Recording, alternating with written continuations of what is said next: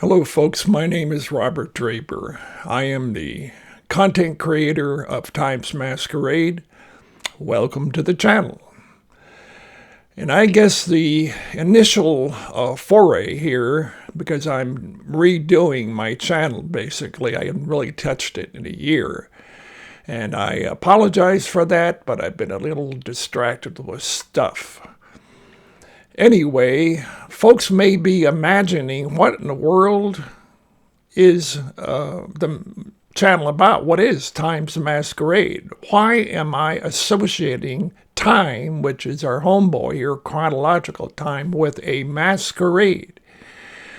Well, I love to do research, in particular in ancient history, and don't let the word ancient cause you to go to sleep immediately, because the research I've done concerns itself with another form of time other than chronological time. And it was known by every major civilization on Earth. This other form of time went under different names all over the world. The classical Greeks happened to call it Kairos time, Kairos, and its etymological roots, simply two words, archery and weaving. So these two types of time are actually married. We're meant to be together. One comes from the other.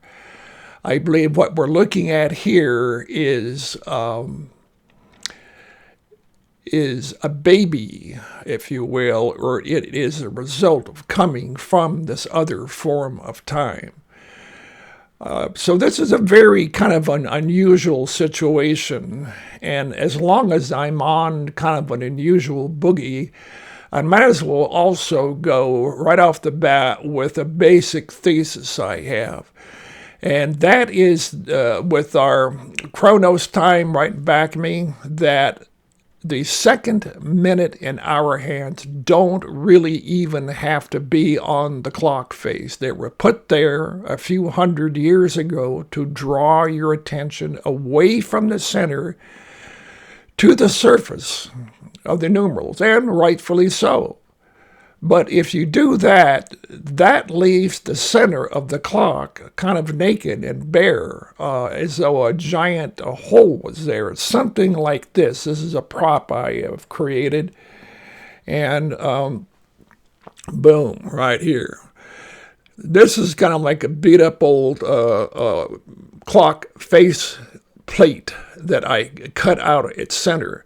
It's not very pretty, but this is in reality what we really have. If you think about what we really have right now, it is, we live in a digital age. Zeros and ones, this is the massive code that has taken over our lives in the last roughly 20 years, increasingly, and now we've got AI. Faster, pussycat, faster, and we're going a whirly-gig into the future. And a lot of people are kind of dizzy by what's going on. And when I say digital, this is a digital clock. It has 4 sparse neon digits that are supposed to represent, and do represent, what time it is.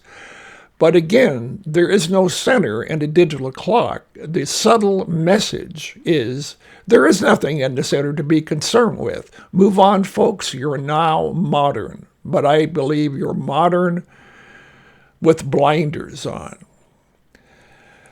Well, so the things I'll be bringing up here initially may seem like a bit of a combo between Alice in Wonderland and an episode of The Twilight Zone, the beautiful creator Rod Serling. I was a young guy during the time when those programs were aired. But I'd like to bring up a character right now to kind of show you visually what this image is. Before I do it and introduce it, I also would like to bring up the character in Alice in Wonderland of the Cheshire Cat. The Cheshire Cat had the very unusual ability in the story to disappear body part by body part until all that's left would be the enigmatic smile, the kind of really fascinating writing by the author of Alice in Wonderland. So I'd like to do a reverse of Alice in Wonderland, where this image appears where it rightfully belongs, because something does belong in the center, and it's profound. It has spiritual qualities to it. I believe chronos time, chronological time, it's circular, linear, consecutive, and that's what 99 point whatever percent of the population believes you need to be concerned with. But this other form of time does have spiritual qualities, and it does relate to the age and the time in which we live specifically. So let's have a little bit of fun with this thing now. This is the Cheshire Cat. This is the image appearing in the reverse of a Cheshire Cat. So why would anyone want this image to go away, to obfuscate it, to hide it? I believe it's taken roughly 2,000 years, to gradually downplay this image. But it has survived in heraldry, in the emblems of the financial system, in so-called occult societies and so forth. But I want to introduce it to you right now. So here is the Cheshire Cat appearing gradually, So here it is, guys. This is the image. I've color-coded it 3 colors because it is composed of 3 colors. It has 8 spokes going out from its center. This has been mistaken for the directions of the compass or a star, and a lot of researchers that have done research in history and numismatics, which is the study of ancient coins. So it has 3 parts, 1, 2, 3. The first 2 parts, and this is what this whole channel is going to be about, bringing forth the construction of this symbol and how we relate to it. The first 2, very simple. The red horizontal is literally the ground we walk on. Yes, that is Simple Simon. It appears to be kindergarten stuff, but when you start assembling this thing, and it's in a rightful manner, amazing insights come into history. It's kind of like a grand unified field theory of history. The symbol is, yep. So the vertical line, going right down, that is literally the spirit world. A lot of people just deny there is no spirit world. If you can't see it, it doesn't exist. Well, that reasoning goes so far, but we can't see the electromagnetic spectrum either, and yet that's how this whole gig is happening right now throughout the world, by invisible waves and invisible code that's flying around the earth, and we've managed to manipulate it to the point that we are right now. Okay, so you have the horizontal and you have the vertical. That's known as the Great Cross. Like when some priests cross themselves, they go like this, and that is the Great Cross.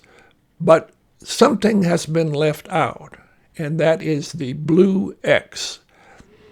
Now, if you're a human being, you may be interested in this X, because that's us. That literally is our story. So I would said initially that chronological time is circular, linear, consecutive, but chronos time, chronological time, is actually embedded in the X. But it's embedded in a way just like the classical Greeks called Kairos time for this image. It's embedded, the The roots of the word Kairos is archery and weaving, just two words. Pay attention to the word weaving. So Chronos time comes up in kind of a bob and weave fashion. And it's not complex at all. It's extremely simple. So there you go. Now I'm going to make the Cheshire Cat disappear. Boom, there goes the Cheshire Cat. Well, I just made some apparently preposterous suppositions. How am I going to prove it? Why should you tune in? Well, basically two things, which may seem initially, again, contradictory. And the first is through biblical passages. Yes, I attempt to be a follower of Jesus Christ, or Yeshua HaMashiach, the Son of God, the Prince of Peace. Yep. And so the Bible has a lot to say about the ordering of the stars and the heavens and so forth. That's one phase. Now, I'll probably get, I don't want to, I'll probably get some arrows in my hat from both sides, because the other proof and the way we're going to be exploring this thing and the way I actually started to unravel it was from around 2003 to around 2003, 2004 on ancient coins. And these are from so-called pagan sources from around the world. But this coinage, the thing that the Western world actually, to get real, the whole world is obviously concerned with money. Yes, and these symbols, the coding is on ancient money, and that is known as numismatics. I used to go to coin shows, and I couldn't afford it, really, because at the time I was a house painter. And at some point I'll fill you in a bit about my immediate family and my lineage and why I kind of have a second side to me. But primarily there were trust fund babies, museums, people had tons of money to spend on these little teeny images, and nerds like me that love to do research. And I started to see what appeared to me to be a coding on these coins. And yes, it had to do with the stars in the heavens. So you look at the clock, 12 numerals, right? Well, those actually stand for constellations. And so there are 12 classic constellations down through history. And beyond that, each constellation does have 3 other constellations that surround it that amplify the story of the particular constellation they're in. Simply, if you picture it like a triangle around each constellation. Well, that makes actually 48 constellations. So you have the initial 12, then the 48, and if you add the sun and the moon, because that's the mechanism, the backdrop against how we tell time and always have. Well, so that is the coding. How to bring it back to us?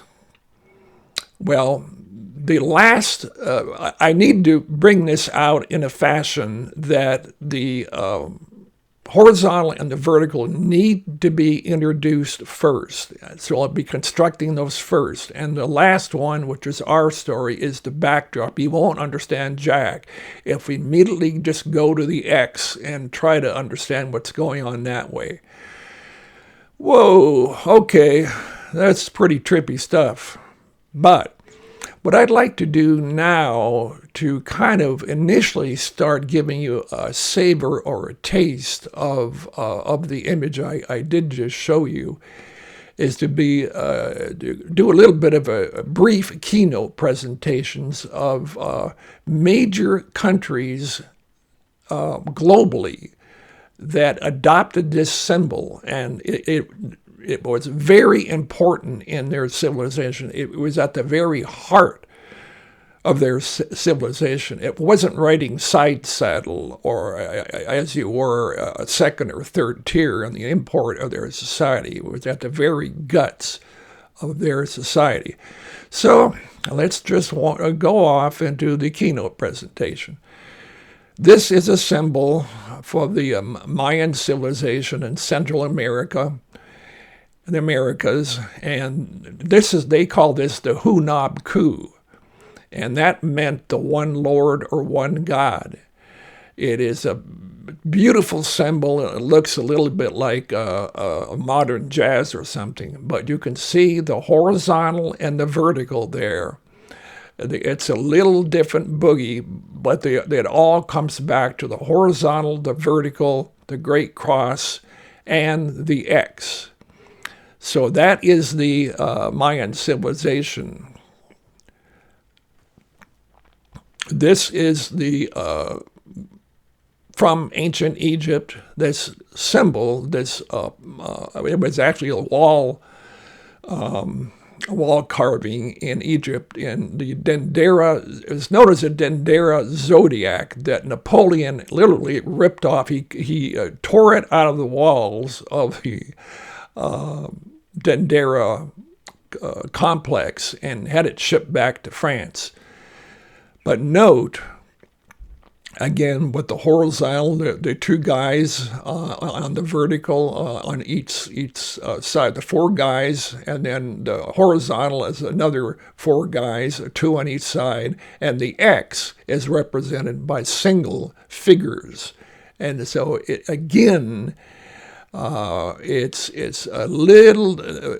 a variation from country to country, but the layout is precisely the same and extremely articulate. This is from one of the earliest civilizations on Earth. This is the Sumerian civilization. The guy sitting down there with that funny hat is, well, I believe he's one of the major was one of the major kings of Samaria. I believe he was also a Nephilim because he's a monstrous size. Because one of his attendants coming up to him is a person who I believe would be average size for a person of his day. But the focus of the whole thing in the center, again, is the Great Cross and the wavy gravy in between that, which does stand for the water, is the X. So this Sumerian civilization is one of the major, if not the major civilization, immediately after the Great Flood. This is a coin from ancient Rome. I believe this is Julius Caesar. He's got his mugshot on the left. On the right, again, is our symbol. Unfortunately, he's calling themselves Divine Caesar on the horizontal, but the vertical is on fire. That is the spirit world. And that leaves, all that's left is, a lot of this stuff is a process of elimination. Once you identify the Great Cross, what's left is the X. So that is from ancient Rome. This is one of the early root civilizations in ancient India. It's known as a punch-marked coin. They used to get molten metal and whack them real fast with these symbols.